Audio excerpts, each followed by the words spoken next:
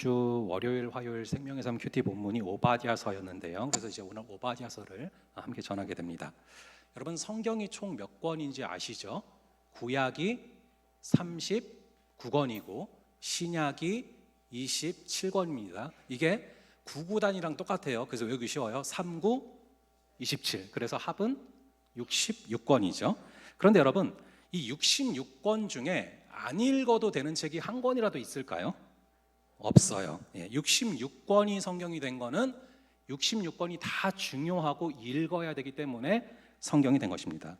그런데 의외로 굉장히 많은 사람들이 이 오바댜서를 읽어보지 않은 경우들이 많습니다. 제가 심지어 교회를 60년을 다니셨는데 오바댜서를 펼쳐보지 않은 분도 봤어요. 그만큼 우리가 잘 읽지 않고 굉장히 묻혀있는 그런 책 중에 하나인데, 우리가 음식도 골고루 먹지 않고 편식을 하면 건강에 문제가 생기는 것처럼 성경을 읽을 때도 편식을 하면 우리의 신앙이 무너지는 지점이 반드시 생기게 됩니다. 그래서 우리가 66권을 골고루 읽어야 되는데, 성경을 골고루 읽지 않고 편식을 하게 되는 가장 큰 원인 중에 하나가 제가 될 수 있다고 저도 스스로 생각을 합니다. 제가 이제 균형 있게 전해야 되는 거죠.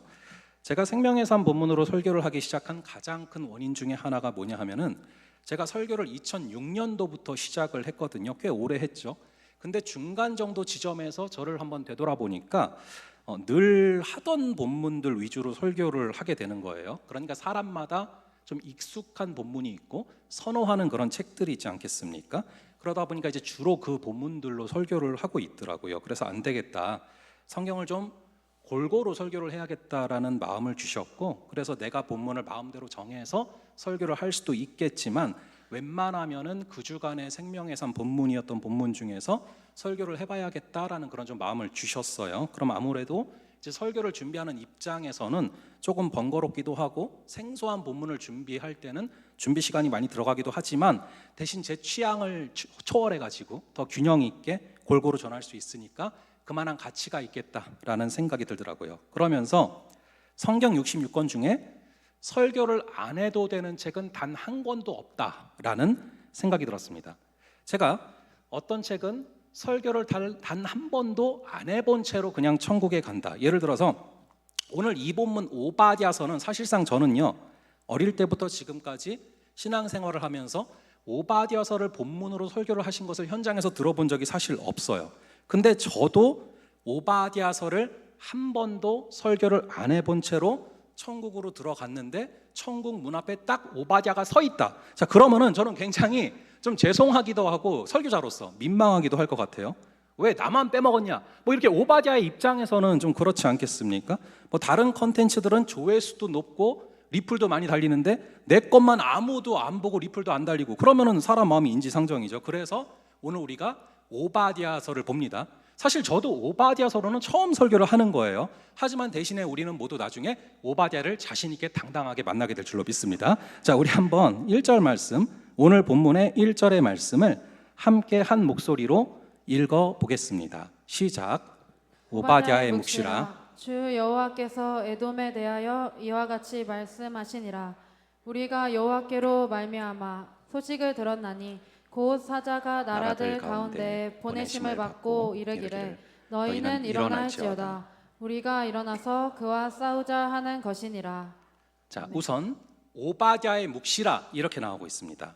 오바댜는 사람의 이름이에요. 그럼 사람 이름이니까 뜻이 있겠죠. 오바댜는 아바드 더하기 야라는 뜻입니다. 이 야는 하나님이란 뜻이고, 이 아바드란 단어는 성경에서 구약에서 많이 등장하기 때문에 기억해 두실 필요가 있는데, 아바드 하면은 일하다, 워크로도 번역이 되고, 그리고 섬기다로도 번역되고, 같은 맥락에서 종으로도 번역이 됩니다. 그래서 하나님을 섬기는 자, 하나님의 종, 이렇게 번역이 될 수 있어요. 이 오바댜가 누구한테 전하는 메시지냐 하면은 1절에 보니까 에돔에게 전하는 메시지죠. 근데 이 오바댜, 즉 하나님의 종이 에돔에게 전하는 메시지의 핵심이 뭐냐? 그게 3절인데 3절의 말씀을 한번 함께 한 목소리로 읽어보겠습니다. 시작.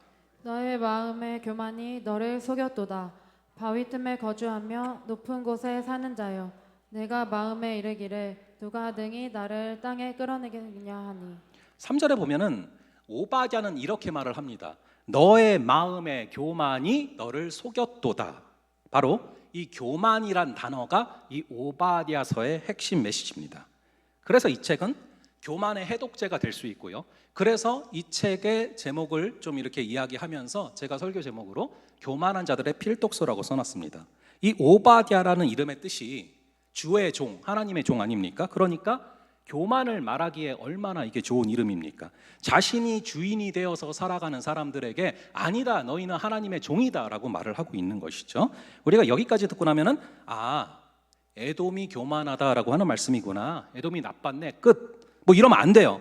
에돔이라는 말은 사실 아담이란 말과 어원이 같습니다. 그래서 관용적으로 에돔을 의도적으로 아담으로 읽기도 하거든요. 우리는 다 아담의 후손이에요. 그래서 이게 에돔이 교만했구나, 끝, 이렇게 끝내는 것이 아니라 나의 교만함을 돌아보면서 나의 교만함을 회개하는 그런 책으로 삼아야 된다는 것이죠. 여러분, 지난번에 좀 그런 얘기를 나눴어요. 예수를 아는 지식에 대해서 봤습니다. 베드로 후서를 통해서. 근데 예수를 아는 지식이 내 것이 되려면은 그 예수를 아는 지식을 하나님을 닮은 성품에 담아야 된다 말씀드렸습니다. 물이 흘러가고 있는데 그 물을 담아서 마시려면 컵이 있어야 되는 것처럼 예수를 아는 지식이 내 것이 되기 위해서는 하나님을 닮은 성품이 있어야 되고 그 성품에 예수를 아는 지식을 담아서 마실 수 있다, 내 것이 되게 할 수 있다라고 말씀을 드렸는데, 그것들이 가능해지려면 반드시 우리 속의 죄와 피 흘리기까지 씨름하며 싸우는 과정이 필요합니다. 우리의 마음을 무너뜨리게 만들고 우리가 시험에 들게 되는 가장 결정적인 이유가 우리 속의 죄거든요. 그래서 우리가 신앙생활을 하면서 이 죄를 이기는 게 너무나 중요한데, 죄를 앞으로 이겨야지 이렇게 얘기하면요, 죄를 앞으로 이기지 않겠다랑 똑같은 얘기예요.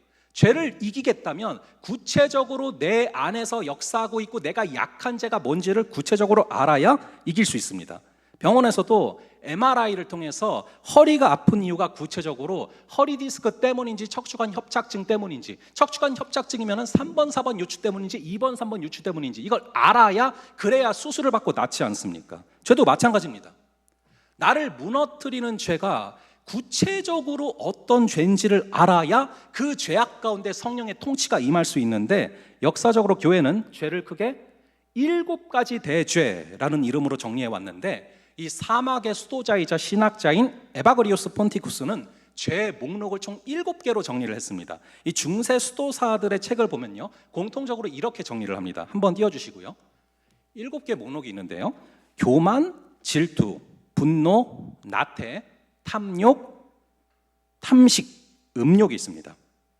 이 수도자들이 죄를 벗어나고 싶어서 세상의 유혹을 피해서 사막으로 들어갔는데, 아무런 유혹이 없을 것 같은 사막에서도 심지어 이러한 자신의 죄악과 직면하게 된 거예요. 굉장히 깊은 통찰 가운데 역사적으로 정리해 놓은 목록이기 때문에 우리도 한 번쯤은 꼭 참고해 볼 필요가 있는 목록이고, 내가 구체적으로 약한 죄가 뭔지를 한번 살펴볼 필요가 있는데, 아까 보시면은 죄 목록 중에서 가장 첫 번째로 나오는 것이 무엇입니까? 바로 교만이었죠. 그만큼 교만은 죄악의 가장 뿌리가 되는 그런 내용이고요. 우리가 반드시 피 흘리기까지 싸워야 될 죄목 중에 하나가 이 교만이라는 것입니다. 그런데 이 교만이 정말 치명적인 죄인 게요, 이 교만은 죄책감이 없어요. 대부분의 죄는 죄책감이 있거든요.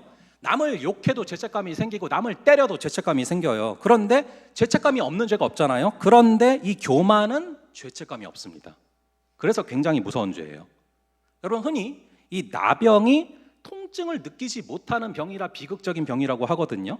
여러분, 무통증병 같은 것도 마찬가지입니다. 무통증 병이 있어요. 그래서 앞정을 밟았는데 아무렇지가 않고, 그리고 다리미에다가 손을 댔는데 아무렇지가 않아요. 통증을 못 느끼는 거죠. 하지만 결국에 나중에 통증을 못 느끼기 때문에 뭐 맹장이 터져서 급사한다거나 이런 일들이 벌어지거든요. 근데 교만이 바로 영적인 나병이라는 것입니다. 이 교만에 대한 죄책감을 느끼지를 못하고요, 그러다 보니까 오히려 교만함 가운데 있는데 자부심이나 긍지를 느끼기도 합니다. 교만한 사람은 자신이 교만한지를 절대 알지를 못합니다. 나는 자신감이 있어, 나는 똑똑해, 이렇게 생각한다는 거죠. 그래서 내 말이 다 맞아, 이렇게 생각하게 된다는 것입니다. 그래서 대안이 없어요. 고칠 길이 없습니다.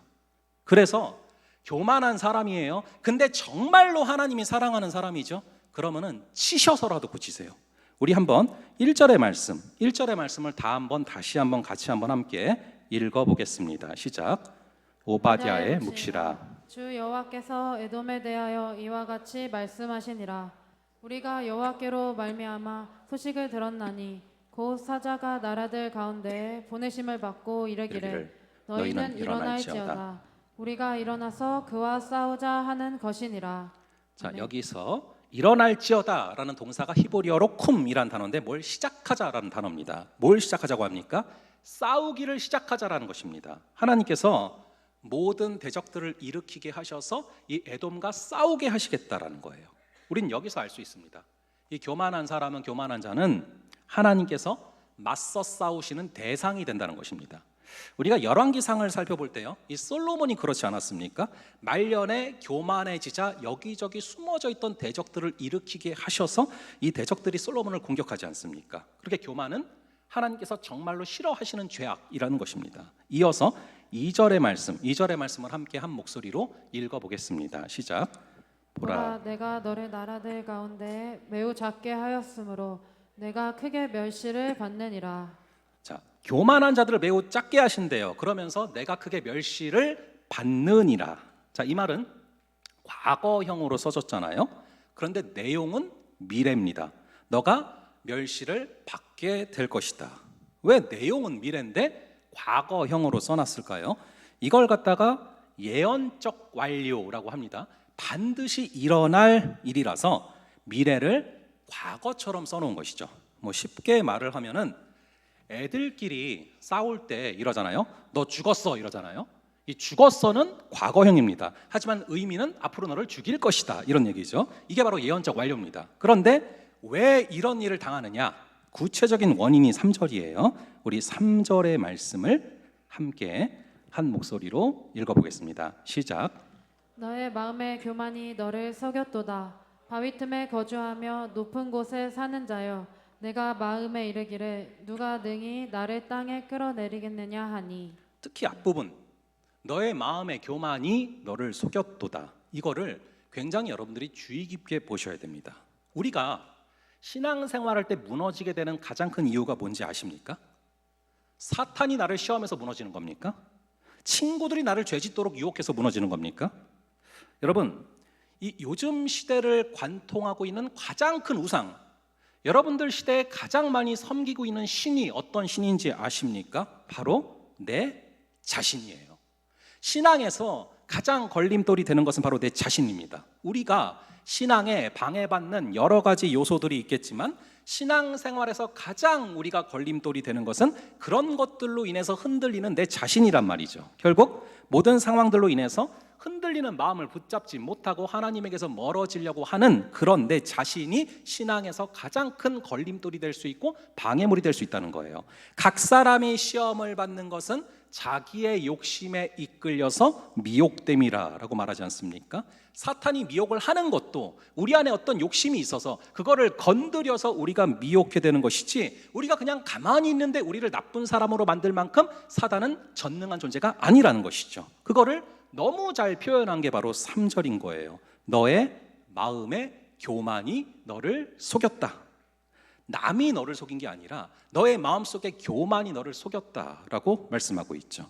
우리가 교만은 큰 죄가 아니다라고 생각하는 경향이 있습니다. 남을 때려서 죽이거나 간음을 하거나 이래야만 큰 죄라고 생각을 하는 경향이 있는데, 성경이 언급하는 가장 큰 죄가 바로 교만이에요. 앞서 말씀드린 것처럼 사람을 미워하면 죄책감이라도 생기고, 그래서 하나님 앞에서 내 마음을 돌아보게라도 되는데 교만은 죄책감을 느끼지를 못합니다. 왜냐하면 죄책감이라는 것은 내가 누구를 두려워해서 생기는 감정인데, 교만은 바로 그렇게 내가 두려워하는 대상이 없어지고 하나님의 자리에 내가 서는 것이기 때문에 그렇습니다.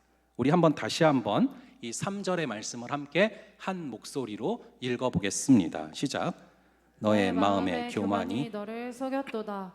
바위 틈에 거주하며 높은 곳에 사는 자여, 내가 마음에 이르기를 누가 능히 나를 땅에 끌어내리겠느냐 하니. 여기서 교만한 사람으로 구체적으로 지목되는 것이 에돔 족속이죠.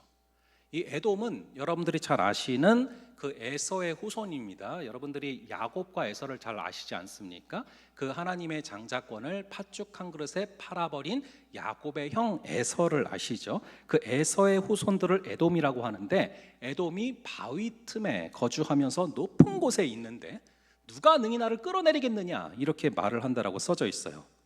이 에돔 족속은 지리적으로 보면은 사실 교만할 수 있는 여건을 좀 갖추고 있기는 합니다. 이 에돔이 요단강 동쪽의 가장 밑에 쪽에 있는데 엄청나게 큰 바위가 엄청나게 많은 곳이에요. 그래서 지금도 여러분들이 이 요르단에 가면은 페트라라는 유적지가 있는데 세계 7대 불가사의 중에 하나인 유적을 볼 수 있거든요. 그래서 저는 누군가가 나중에 성지순례를 보내주신다고 하면은 꼭 가보고 싶은 곳 중에 하나가 페트라예요. 그래서 제가 한번 사진을 2개를 가져왔는데, 첫 번째 우선 알카즈네를 좀 먼저 보여주세요.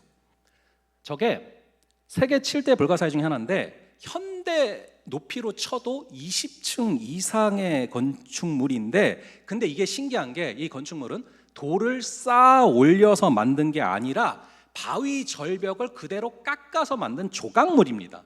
그냥 조각을 한 거예요. 바위를 정으로 쪼고 해가지고. 근데 이것이 얼마나 정교하게 만들어졌는지 모르고 안에 가면 이거를 쌓아도 이렇게 쌓아 올릴 수 없을 만큼 정교하게 만들어졌어요. 그런데 이 알카즈네까지 가는 길이 예술이거든요. 다음 사진을 한번 보여주세요. 저기 사람 보이죠? 조그만 거. 저 협곡이 얼마나 높은지 느껴지십니까? 저 사람의 크기랑 비교해보면 느껴질 수 있거든요. 이렇게 엄청나게 높고 엄청나게 긴 이 협곡을 지나가야지만 알카즈네를 만날 수 있고 또 이 도시를 만날 수가 있는 거죠. 그런데 협곡이 너무 좁고 그리고 높은 협곡이어서 실제로 역사적으로 남아있는 기록 중에 하나가 뭐냐면은 12명만 있으면 10만 대군을 막아설 수 있다라는 말이 기록되어 있어요. 아무리 10만 대군이 쳐들어와 봤자 협곡이기 때문에 동시에 여러 명이 들어갈 수가 없어서 이 좁은 협곡을 지나가야지만 도착할 수 있기 때문에 이미 매복되어 있는 사람들이 소수만 있어도 절대 이길 수가 없다라는 거죠. 여러분, 이게 이해가 잘 안 가시면은 영화 중에 이 300이라는 영화가 있습니다. 제가 옛날에 전도사 때 2007년도에 그 영화가 개봉을 해서 고등부 수련회 홍보 영상이 300으로 만들어졌던 기억이 있거든요. 엄청 재밌었던 영화인데 이 넷플릭스에 있거든요. 그래서 여러분들 뭐 방학 때 한번 시간 한번 보세요. 자, 그런데 그 영화에 보면은 어떤 장면이 나오냐면은 수십만 대군이 몰려오거든요. 25만 명, 페르시아 대군 25만 명이 몰려오는데 300명이 딱 좁은 협곡에서 버티고 있으니까 뚫지를 못해요. 물론 그 영화는 역사를 살짝 좀 각색을 한 겁니다. 그런데 그 메타포를 어디서 가져왔냐 하면은 바로 이 페트라, 좀 아까 봤던 이 페트라에서 가져온 겁니다. 12명이면은 수십만 대군도 막아버릴 정도로 천혜의 요새라는 거죠. 그러니까 이 에돔 족속은 우리는 철옹성에 있다라고 생각을 한 거예요. 자기 자신이 믿을 만한 거죠. 게다가 여기 에돔이 지금으로 치면 어디냐 하면은 이 요르단이거든요. 여러분 혹시 이 요르단 기억나십니까? 이번 아시아컵 때 우리가 4강전에서 요르단을 만나는데 완전히 요르단한테 처참하게 무너졌어요. 2대 0으로 졌는데 그때 이 요르단 팀의 공격수가 알타말인가요? 그 알타리머 같이 생겨서 기분 나빴던 그 알타말이 맞죠? 그 알타마리가 막 휘저으면서 다니는데 완전히 수비수들이 농락당했어요. 그리고 한국이 2대 0으로 졌는데 그때 보니까 이 요르단 애들이 얼마나 탄력이 있는지 얼마나 스피드가 있는지 몰라요. 그러니까 보통 힘이 아니거든요. 그 요르단 애들이 전투도 잘했겠죠. 전투도 잘하는데 나는 지리적으로 철옹성 가운데 있기 때문에 아무도 나를 건드리지 못해, 이 생각을 한 거죠. 근데 여러분 살면서 여러분들이 아무도 나를 절대 건드리지 못해, 이런 절대라는 단어를 여러분들이 함부로 쓰시면 안 돼요. 절대 망하지 않는 회사다, 절대 망하지 않는 나라다, 절대 침몰하지 않는 배다, 그런 거 없습니다. 여러분 타이타닉도 별명이 뭐였는지 아시죠? 하나님도 침몰시킬 수 없는 배라는 별명을 달고 출항했다가 무너졌습니다. 여러분 교만하면 무너져요. 교만해서 무너지는 그 대상이 내가 되지 않도록 교만을 십자가에 못 박는 저와 여러분 되기를 간절히 바랍니다. 자, 그래서 에돔이 아무도 나를 못 끌어내릴 거야 라고 하니까 하나님은 뭐라고 하십니까? 아니야, 내가 너를 끌어내릴 거야 라고 하십니다. 그게 바로 3절 4절이거든요. 한번 우리가 3절과 4절 두 구절을 함께 3절과 4절 두 구절을 함께 한 목소리로 읽어보겠습니다. 시작. 너의 마음의 교만이 너를 속였도다. 바위 틈에 거주하며 높은 곳에 사는 자여, 내가 마음에 이르기를 누가 능히 나를 땅에 끌어내리겠느냐 하니, 내가 독수리처럼 높이 오르며 별 사이에 깃들일지라도 내가 거기에서 너를 끌어내리리라. 여호와의 말씀이니라. 아멘. 자, 3절에서 에돔이 누가 능히 나를 끌어내리겠느냐 하니까 4절에서 하나님이 내가 너를 끌어내릴 것이다 말씀하시죠. 또 하나, 에돔이 교만해졌던 이유는 물질 때문에 그래요. 여러분이 에돔은 애굽과 메소포타미아의 그 접경점에 있습니다. 그런데 여러분 아시는 것처럼 애굽은 굉장히 강대국이었어요. 지금으로 치면 미국입니다. 그리고 메소포타미아 문명 들어보셨잖아요. 문명국이에요. 그러니까 딱 그 한가운데 요충지에 있는 것입니다. 그래서 상인들이 물건을 사고 팔 때 반드시 이곳을 지나가야지만 합니다. 그래서 거기를 왕의 대로라고 불렀어요. 왕이 다니는 길이라서 왕의 대로가 아니라 왕이 다닐 수 있을 만큼, 왕만 다닐 수 있을 만큼 돈을 많이 내야 지나갈 수 있는 곳이라 그랬습니다. 지금으로 쳐보자면은 여러분 수에즈 운하 아시죠? 수에즈 운하. 이 유럽에서 여기를 안 지나가면은 아프리카를 삥 둘러서 가야 되기 때문에 여기를 지나갈 수밖에 없는데, 여러분 큰 배들이 이 수에즈 운하를 지나가는데 통행료가 얼마인지 아십니까? 한 번 지나가는데 통행료가 3억이에요. 3억.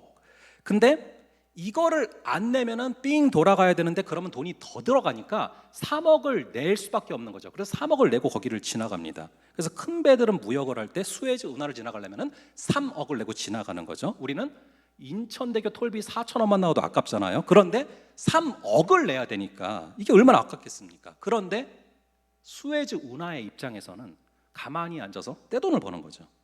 에돔이 바로 그랬다는 겁니다. 엄청난 부자예요. 그러니까 천의 요새에 숨을 수 있죠. 돈이 많죠. 그러니까 엄청 교만해졌다는 것입니다. 근데 심지어 똑똑하기까지 합니다.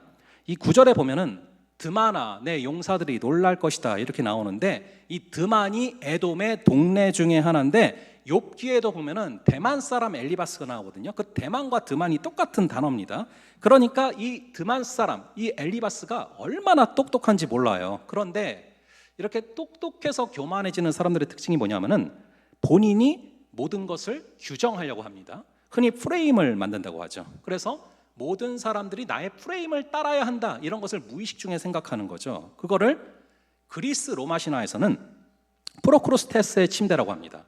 이 프로크루스테스라는 이 신이 아니죠. 하지만 그 우상 같은 신이 나그네들을 대접하고 잠자리를 제공하는 척하면서 사람을 죽이거든요. 근데 어떻게 죽이냐면은 이 프로크루스테스가 침대를 하나 딱 자기 거를 만들어놔요. 근데 거기다가 손님들을 대접한다고 눕히고 나서 자기가 만든 침대보다 키나 다른 것들이 더 크면은 그 침대 이상으로 삐져나온 머리든 다리든 다 잘라서 죽이는 거예요. 그러면은 거기에 온 손님 중에서 그 침대보다 작으면은 괜찮냐? 아니에요. 작은 사람은 또 땡겨서 다리가 빠지게 해서 죽여요. 그래서 자기 침대에 딱 맞는 사람만 살린다는 거예요. 그러니까 교만한 사람이 나타나면 자기 자신만의 기준을 가지고 비판하고 강요하고 주변 사람들을 숨막혀 죽게 만드는 거죠. 그게 바로 에돔이고 그게 바로 교만함이라는 것입니다. 그래서 여러분 살면서 항상 그럴 수도 있다라고 생각하고 살아가야 돼요. 한번 따라해 볼까요? 그럴 수도 있다. 그리고 한번 이렇게 따라해 볼게요. 내가 틀릴 수도 있다. 이렇게 생각을 해야지 나는 무조건 다 맞고 남은 틀리다. 이게 바로 교만이라는 것입니다. 그래서 이 폴 스티븐슨 교수님은 교만에 대해서 이렇게 정의를 합니다. 자신을 최고라고 여기면서 자기 자신 안에 갇히는 것. 그런데 이 교만을 해결할 수 있는 해독제, 즉 이 교만을 이겨낼 수 있는 성령의 열매로 제시하는 게 뭔지 아십니까? 이 교만이라는 것이 우리 안에 있는데 이 교만을 이겨낼 수 있는 성령의 열매 중에 하나가 바로 희락, 기쁨이라고 이야기를 합니다. 뭐 인사이드 아웃에서도 기쁨이가 중요한 역할을 하잖아요. 어떻게 이 기쁨이라는 것이 교만을 이겨내는 그런 해결책이 될 수 있는가? 이 교만은 자기 자신을 최고라고 여기면서 자신을 기뻐할 때 나타납니다. 그런데 이 겸손은 하나님을 높이면서 하나님을 기뻐할 때 그때 나타나게 되는 것이 겸손입니다. 교만은 성령께서 주시는 기쁨을 빼앗아가 버리고요. 거꾸로 하나님을 기뻐하면 이 교만이 우리 속에서 사라진다는 것이죠. 이 교만의 반대말은 겸손인데, 겸손은 자신에 대한 환상을 품지 않으며 자신의 무가치함을 인정하고 자신이 하나님을 감동시킬 수 있는 어떤 일도 할 수 없는 존재라는 것을 인정하는 것입니다. 그런데 역설적으로 하나님은 그런 겸손한 사람을 사랑하십니다. 그래서 그런 자들에게 주님은 의외로 승리를 허락하시죠. 사람의 눈으로 볼 때는 지리적으로 유리하고 돈도 많고 똑똑한 에돔이 이길 것 같은데 말도 안 되게 이스라엘에게 주님은 승리를 허락하신다는 것입니다. 교만한 사람은 자신의 힘과 능력을 의지할 수밖에 없습니다. 하지만 스가랴 4장에 나오는 것처럼 이는 힘으로도 아니 되고 능으로도 아니 되고 오직 나의 영으로 되느니라 말씀하지 않습니까?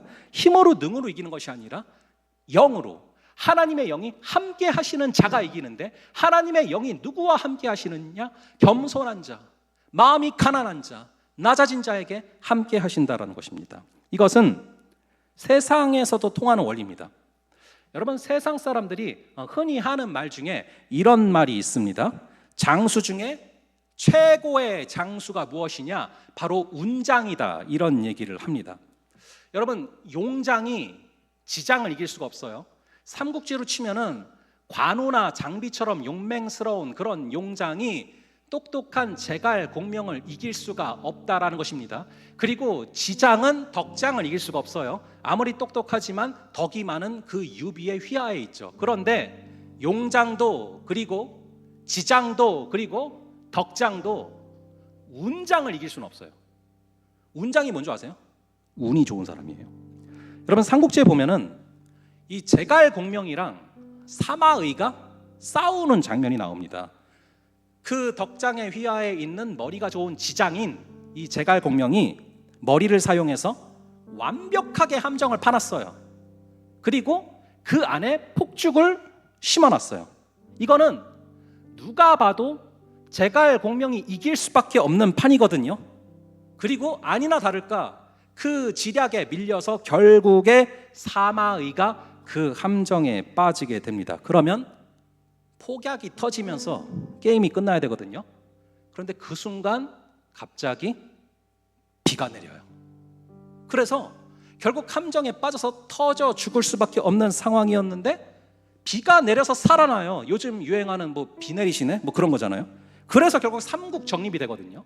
여러분, 이 용장은 지장한테 이길 수가 없고 지장은 운장을 이길 수가 없단 말이에요. 이 운장이 세상 말로는 운이 좋은 사람이죠. 근데 성경적으로는 은혜가 임하는 사람입니다. 여러분, 누구한테 은혜가 임하는 줄 아십니까? 겸손한 자한테 항상 하나님의 은혜가 임해요. 물이 흐르는 것과 똑같습니다. 물은 항상 높은 곳에서 낮은 곳으로 흐르지 않습니까? 하나님의 은혜는 물과도 같아서 항상 낮은 곳으로 흐릅니다. 우리가 가난한 마음, 겸손한 마음, 그리고 우리가 정말로 하나님 앞에서 겸비한 마음을 가지고 있을 때 은혜는 그곳으로 흘러갈 수밖에 없다라는 것입니다. 그래서 우리가 교만에서 버림을 받고 높은 곳에서 추락하는 것이 아니라 우리에게 겸손함을 허락하여 주시옵소서. 그리하여서 하나님의 은혜가 임하는 자, 힘으로 능으로 하는 것이 아니라 하나님의 영이 함께하여서 승리하는 자가 되기를 기도하며 나아갈 수 있기를 간절히 바랍니다. 내 안에 갇혀서 나를 기뻐하고 나를 높이는 것이 아니라 오직 하나님을 높이고 하나님을 찬양하고 하나님을 기뻐하면서 그러할 때 겸손한 자에게 비 내려주시고 겸손한 자에게 은혜를 주시는 하나님의 은혜가 임하게 될 때 우리에게 주께서 주시는 승리가 임하게 될 줄을 믿습니다. 우리 그것을 기억하면서 우리 주는 위대하십니다. 능력이 많으십니다. 우리 하나님을 높이고 나를 높이던 우리의 모습을 회개하며 하나님을 높이고 하나님을 기뻐하며 나아갈 때 아버지, 겸손한 우리의 모습을 회복시켜 주시고 그러한 우리에게 비 내려주시며 승리를 허락하여 달라고 우리 함께 찬양하며 기도하며 나아가시겠습니다.